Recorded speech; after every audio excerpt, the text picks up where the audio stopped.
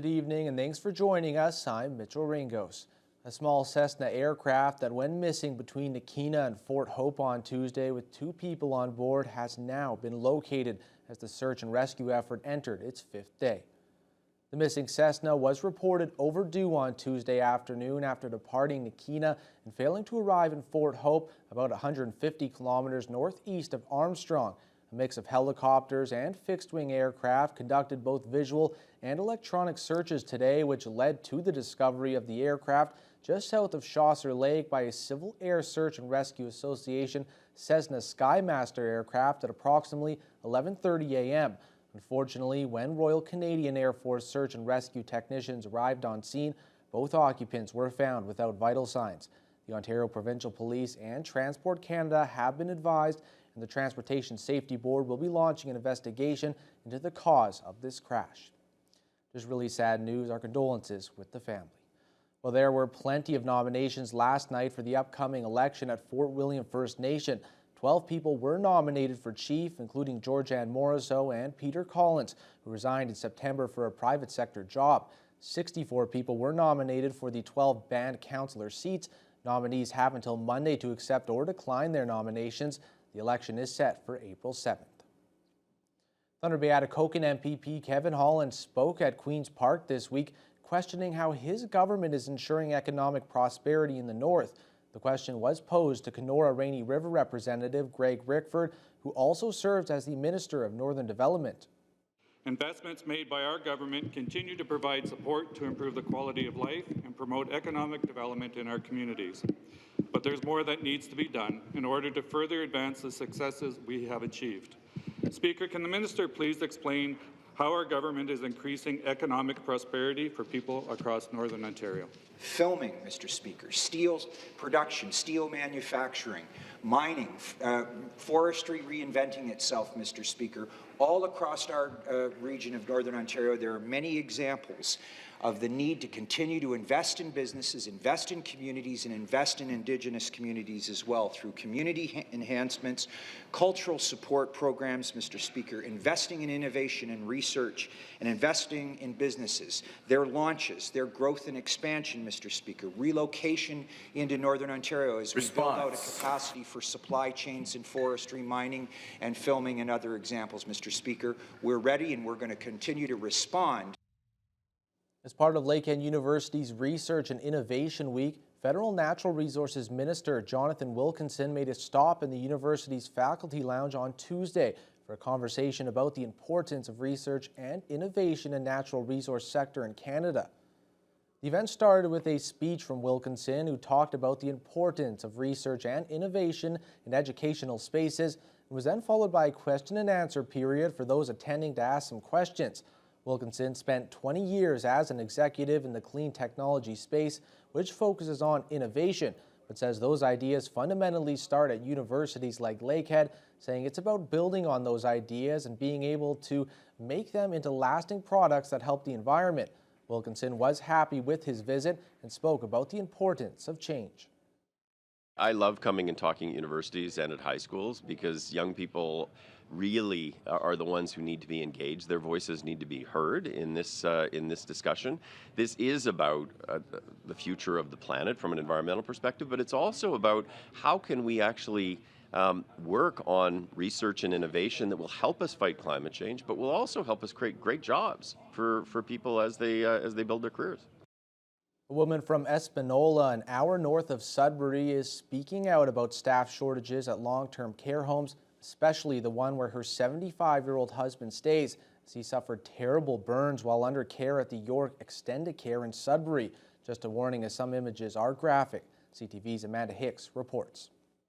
There's no words. I am furious. It was shortly after 4 a.m. on February 16th when Diane Brumuller of Espanola received a phone call from Sudbury's Hospital Health Sciences North. Brumuller's spouse, Frank, a dementia patient in the care of Extended Care York, had been badly hurt. The emergency doctor there at that time said he had never seen anything like that come into emergency department from any long-term care facility. Her husband of 28 years had suffered first, second, and third-degree burns. Frank's bed had been moved beside a radiator with no measures in place to prevent injury.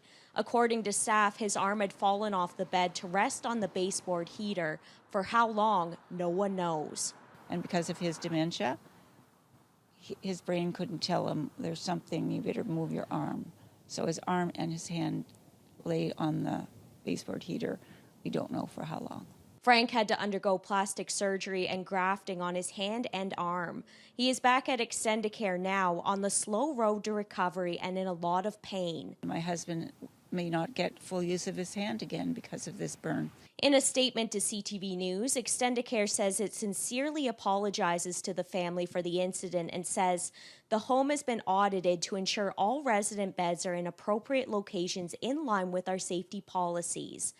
Extendicare adds that monthly audits will continue and a safety alert will be issued to all homes to prevent something like this from ever happening again. Brummuller says she will be pursuing legal action. It doesn't bring back Frank's arm or hand, but something has to be brought to light for all long-term care, not just York. Brummuller says she doesn't blame any particular person at Extendicare for the incident. Instead, she says this points to a much larger issue, a lack of staffing at long-term care homes in Ontario. She says there are a lot of good people working at this facility, just not enough of them. Amanda Hicks, CTV News, Sudbury.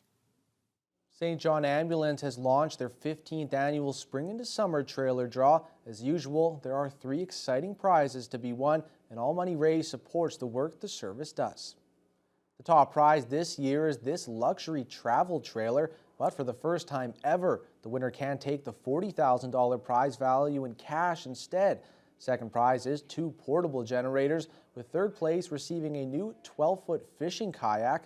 St. John Executive Director Diane Sustawenko explains how important spring into summer is for their organization.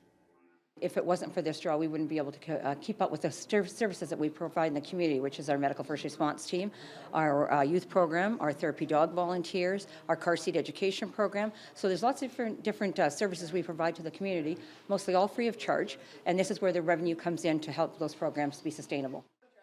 Tickets can be purchased at the local St. John Ambulance headquarters on Fort William Road or online through Raffle Box. The early bird draw is April 26th, with the grand prize draw happening June 28th.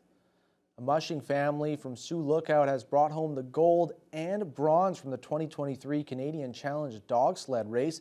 The 200-mile race is the only one of its kind between Quebec and the Yukon. Lee Noonan has more.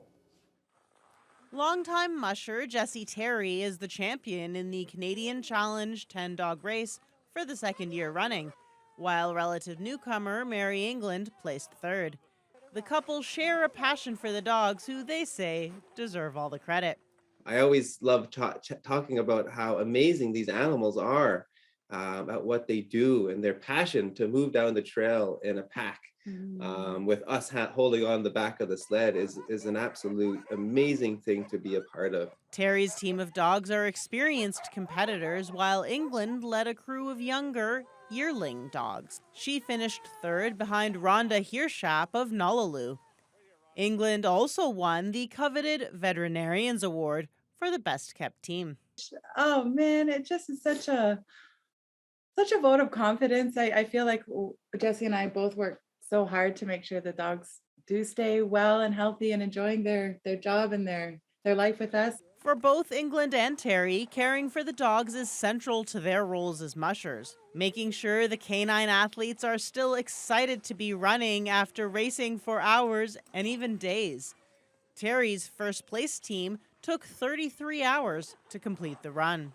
Tails are wagging, the dogs are happy at the end of the race, and you would never know that they just ran 200 miles or well over 300 kilometers to cross that finish line in first place with an average speed of 10 miles an hour for the whole time. After placing third in the 200-mile race, England opted to challenge herself and her team by continuing an extra 100 miles, a journey that took a little over 3 days. Wandering through muskeg and forest land of the boreal forest onto lakes, and the dogs, You know, you can hear their breathing, you can hear the patter of their feet, you could hear the whooshing of the sled. You're all tucked in. It was -35, -40 for most of the race. And so, you know, you're just a cozy little nook and about 4 layers of jackets and a big parka. And for me, it's the most peaceful time I've ever experienced. The rookie dogs proved themselves more than up to the challenge, and next year they'll have a chance to try out for the senior team and a very real chance at a championship run. Lee Noonan, TBT News. The warm weather today was perfect for the 700 participants who were skiing the trails at Sleeping Giant Provincial Park for the 44th annual Sleeping Giant Law Pit, the first one since 2020.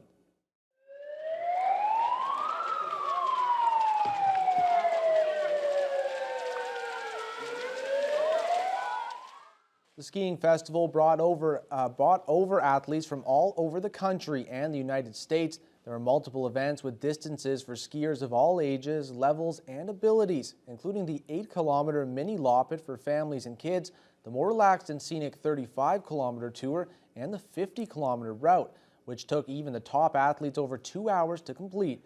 Many of the athletes have participated in the ski festival before, and event coordinator Peter Gallagher talked about what brings people back every year.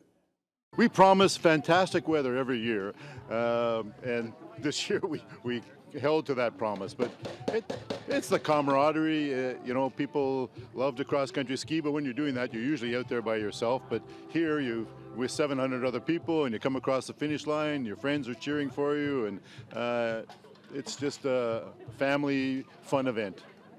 We're now joined by sports anchor Kurt Black. You're going to have the results of the Law Pit of who's winning the actual race later on. But first, we have some hockey action with the Thunderwolves. Yeah, another massive night last night at Fort William Gardens as, well, the Lakehead Thunderwolves were looking to fight another day.